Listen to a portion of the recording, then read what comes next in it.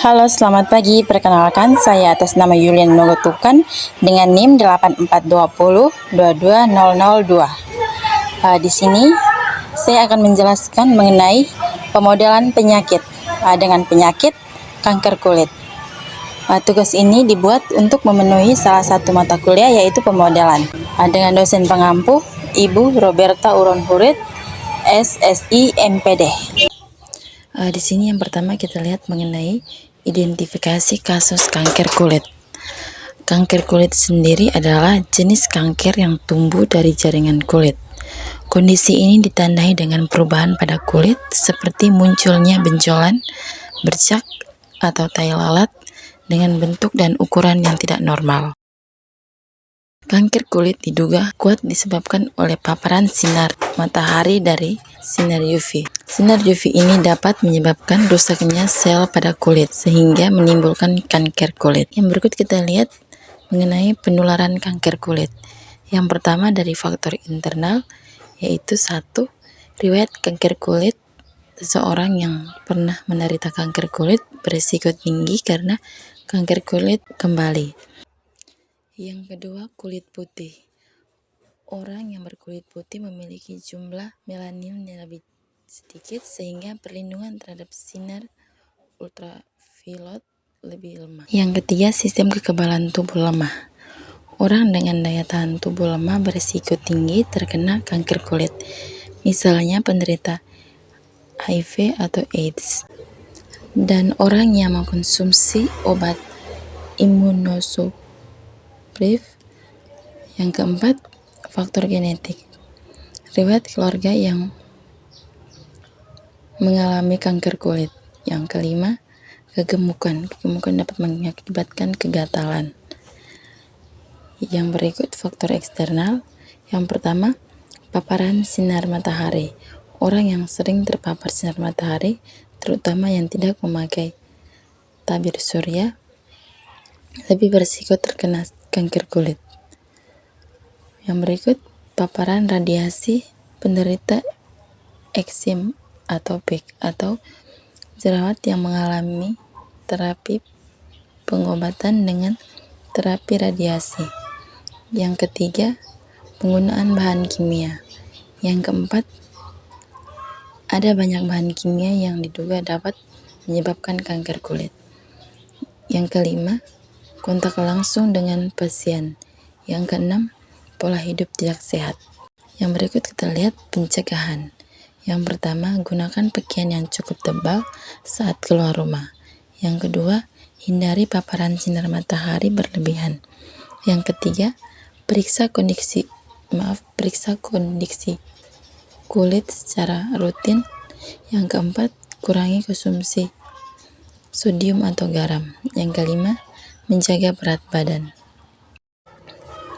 Yang berikut faktor-faktor yang menyebabkan penyakit kanker kulit. Yang pertama, setiap individu pada populasi dalam waktu selalu berada di dalam salah satu subpopulasi, yaitu rentan, terpapar, terinfeksi, sembuh, dan terinfeksi kembali. Yang kedua, individu rentan bisa terpapar jika berinteraksi langsung dengan yang terinfeksi kanker kulit.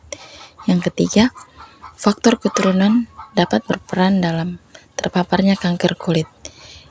Yang keempat, individu terpapar akan terinfeksi kanker kulit. Yang kelima, semua individu rentan terhadap penyakit kanker kulit. Yang keenam, laju kelahiran diasumsikan masuk dalam subpopulasi rentan. Yang ketujuh, terdapat kematian alami dalam setiap populasi. Yang kedelapan, terdapat masa inkubasi atau periode laten pada proses pembentukan kanker kulit.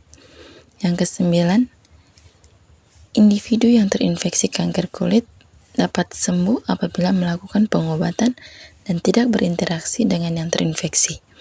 Yang kesepuluh, setiap individu yang telah sembuh dari penyakit kanker diasumsikan akan bisa terinfeksi kembali.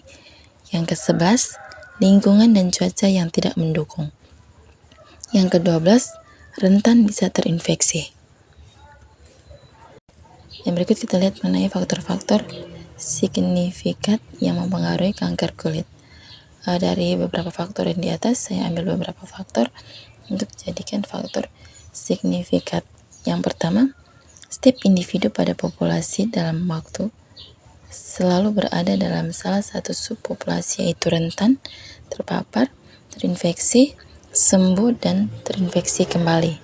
Yang kedua, individu rentan bisa terpapar jika berinteraksi langsung dengan yang terinfeksi kanker kulit. Yang ketiga, individu terpapar akan terinfeksi kanker kulit. Yang keempat, laju kelahiran diasumsikan masuk dalam subpopulasi rentang. Yang kelima, terdapat kematian alami dalam setiap populasi. Yang keenam, individu yang terinfeksi kanker kulit dapat sembuh apabila melakukan pengobatan dan tidak berinteraksi dengan yang terinfeksi. Yang ketujuh, setiap individu yang telah sembuh dari penyakit kanker kulit diasumsikan akan bisa terinfeksi kembali. Yang kedelapan, rentan bisa terinfeksi. Yang berikut konstruksi model. Yang di sini yang pertama, simbol itu populasi S itu merupakan jumlah individu rentang. Populasi E, jumlah individu terpapar. Populasi I, jumlah individu terinfeksi. Populasi R, jumlah individu yang sembuh dari kanker kulit. Di sini, misalkan μ1 merupakan laju kelahiran, μ2 merupakan laju kematian, ketiga beta itu merupakan laju individu rentan menjadi terpapar. Yang berikut gamma yaitu laju individu yang terinfeksi kanker kulit. Yang berikut epsilon yaitu laju kesembuhan tiap individu yang terinfeksi karena adanya pengobatan. Yang berikut skema penyakit kanker kulit. Di sini kita lihat μ1n. Itu dia akan mengalami penambahan terhadap populasi S. Dari populasi S ini dia juga akan mengalami pengurangan, yaitu μ2 atau kematian alami. Dari populasi S dia akan mengalami perpindahan. Di sini simbolkan dengan beta. Dia mengalami perpindahan ke populasi E. Dari populasi E ini juga dia mengalami pengurangan, yaitu μ2, yaitu kematian alami.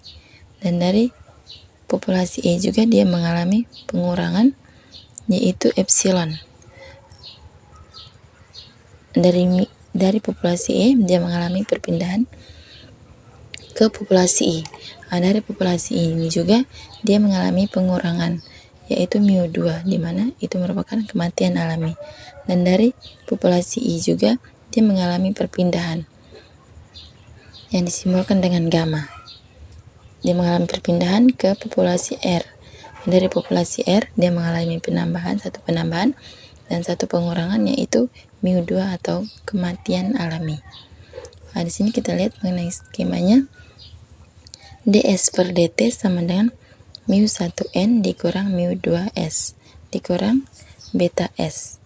Yang berikut de per dt sama dengan beta s dikurangi μ2e dikurangi gamma e.